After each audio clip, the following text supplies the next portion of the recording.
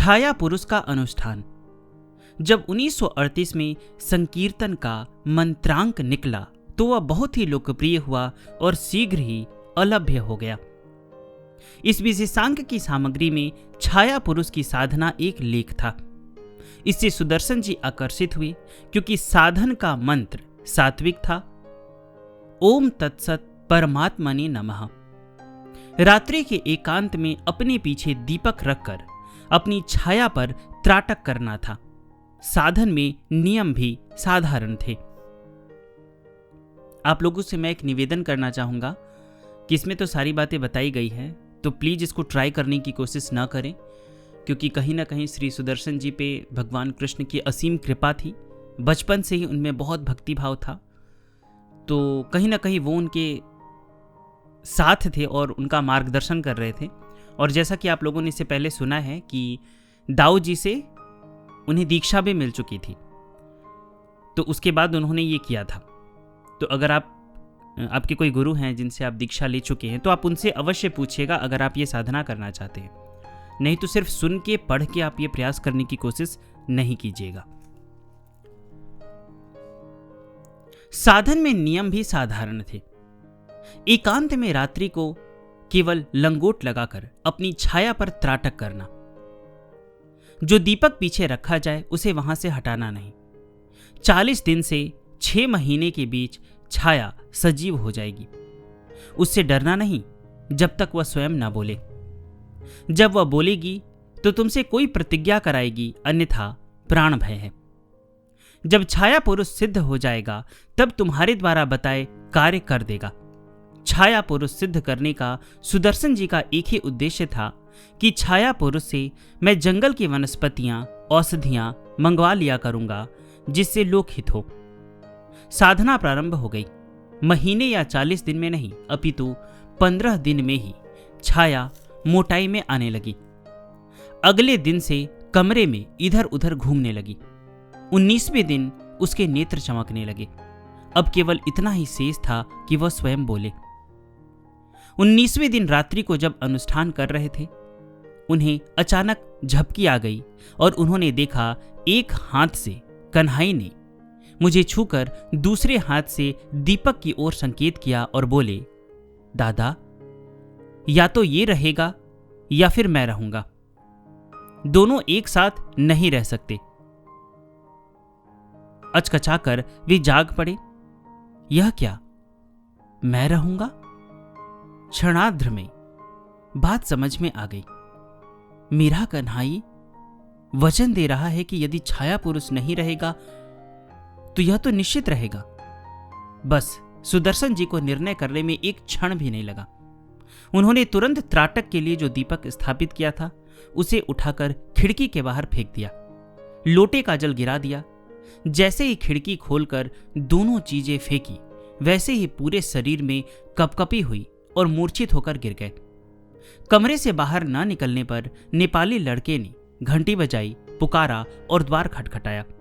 घबराकर कार्यालय से 3-4 लोगों को बुला लाया। पुकारने पर जब उत्तर नहीं मिला तो बढ़ई को बुलवाकर किवाड़ खुलवाया। इन्हें मूर्छित पाकर पलंग पर लेटाया। होश तो शाम तक आ गया, किंतु ज्वर और कमजोरी 7 दिन तक बनी रही। परंतु मन अपने कन्हई के आश्वासन से परम प्रसन्न था। संकीर्तन कार्यालय में मेरठ के ही एक सज्जन श्री मदन गोपाल सिंघल नित्य ही प्रातः कार्यालय में आकर बैठ जाते और आपस की बातचीत में उनके मुख से साइकोलॉजी शब्द कई बार उच्चारित होता। सुदर्शन जी ने इसका अर्थ पूछा। उन्होंने बताया, मनोविज्ञान। उस समय तक हिंदी में मनोविज्ञान पर कोई अच्छी पुस्तक नहीं थी। यहां मैं एक बात बताना चाहूंगा। इससे पहले अभी हमने त्राटक के बारे में सुना है, तो अगर आप ज्ञान के लिए सिर्फ जानना चाहते हैं कि त्राटक क्या होता है तो आप हमारे ऑडियो बुक ग्रुप को ज्वाइन कर सकते हैं। डिस्क्रिप्शन में हमारा व्हाट्सएप नंबर दिया गया है। ये ग्रुप पेड है जहां पे आपको और भी बहुत सारे ऑडियो बुक दिया जाएगा, तो आप चाहे तो उसे ज्वाइन कर सकते हैं। वहां पे कुंडलिनी, त्राटक, इन सब पर मैंने ऑडियो बुक बनाया है। तो हम आगे सुनते हैं। सुदर्शन जी बोल पड़े, ओह, यह तो जानने योग्य विषय है। अब मैं कल से एक पुस्तक लिखूंगा जिससे यह विषय मुझे आ जाएगा। इस प्रकार बिना किसी पुस्तक या व्यक्ति की सहायता से भारतीय मनोविज्ञान इसलिए लिखा गया कि सुदर्शन जी को जिस मनोविज्ञान के विषय में कुछ भी ज्ञात नहीं था वह ज्ञान उनको आ जाए। इसका पूर्वार्ध मानस मणि में क्रमशः निकला और भारतीय मनोविज्ञान का उत्तरार्ध आनंद कानन प्रेस वाराणसी से बहुत बाद में प्रकाशित हुआ। मेरठ में रहते ही कई अन्य पुस्तकें भी लिखी गई। आंजनेय, पुराण विज्ञान, पुराण रहस्य, शिवचरित आदि। शिवचरित बाद में शाहजहांपुर से निकलने वाले परमार्थ पत्र के विशेषांक के रूप में निकला। मेरठ में ही पर्वोत्सव भी लिखा। इस पुस्तक के भार्गव बुक डिपो वाराणसी ने 2 संस्करण प्रकाशित किए। अगर आप श्री सुदर्शन जी के सभी पुस्तक प्राप्त करना चाहते हैं तो आप मुझसे संपर्क कर सकते हैं, क्योंकि अमेजन या फ्लिपकार्ट पे आपको सारी पुस्तकें नहीं मिलेगी। तो मेरे पास कुछ पुस्तक है और अगर आप चाहें तो फिर मैं आपके लिए अरेंज कर सकता हूं। तो डिस्क्रिप्शन में हमारा व्हाट्सएप नंबर दिया गया है, आप हमसे संपर्क कर सकते हैं। विशेषांकों के प्रकाशन के समय को छोड़कर अन्य समय में मेरठ में कम ही रहते। कभी वृंदावन चले जाते और कभी प्रभु दत्त जी ब्रह्मचारी के यहाँ झूसी। एक बार गर्मियों में पंडित शांतनु विहारी जी द्विवेदी जी के साथ हरिद्वार गए थे। तब सुदर्शन जी ने अपनी 20 कहानियां पंडित द्विवेदी जी को दिखाई।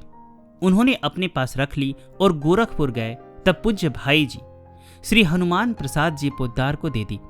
उन्होंने कल्याण के अंकों में क्रमशः प्रकाशित की, जिसका पारिश्रमिक प्रत्येक कहानी का 5 रुपए के हिसाब से 100 रुपया गीता प्रेस से वृंदावन सुदर्शन जी के लिए भेज दिया गया। सुदर्शन जी ने इस प्रथम पारिश्रमिक का आधा अर्थात 50 रुपए पंडित शांतनु विहारी द्विवेदी जी की पुत्री कमला के विवाह में वाराणसी जाकर ठाकुर झगरू सिंह के माध्यम से भेज दिया। हिंदी साहित्य के जाने माने प्रसिद्ध विद्वान श्री परशुराम चतुर्वेदी बलिया में वकील थे। उन्हीं के सुपुत्र धनंजय चतुर्वेदी से कमला का विवाह संपन्न हुआ था। अघोरी का मान मर्दन। श्री चक्र जी मेरठ से वाराणसी झगरू सिंह से मिलने वर्ष में एक बार जाया करते थे। उन्हीं दिनों वाराणसी के चेतगंज म्यूनिसिपालिटी ऑफिस के सामने एक बाबा गुलाब चंद अघोरी रहा करते थे। इनकी सिद्धियां बहुत प्रसिद्ध थी।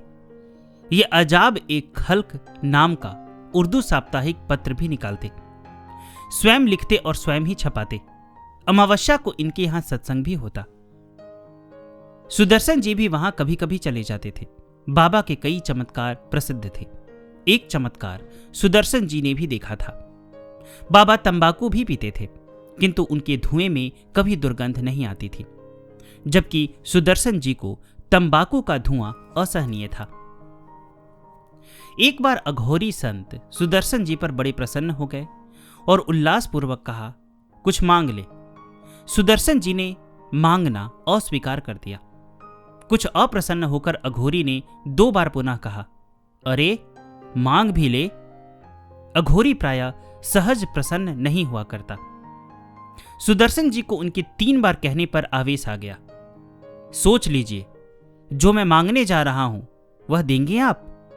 दूंगा, दूंगा, दूंगा। अघोरी संत ने 3 बार दोहराया। ठीक है, दीजिए। संसार में जितने रोगी मनुष्य हैं वे सब स्वस्थ हो जाएं और कोई जगत में दरिद्र न रहे।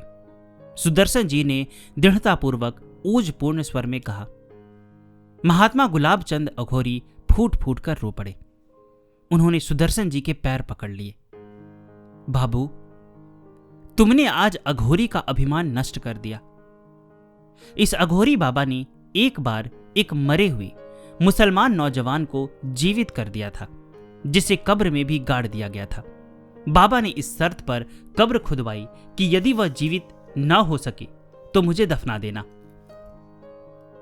कब्र खोदने पर लड़का मरा हुआ था, परंतु जीवित कर दिया। तब से इनकी प्रसिद्धि बढ़ गई थी। बाबा के मरने पर वहीं आश्रम संभालता था।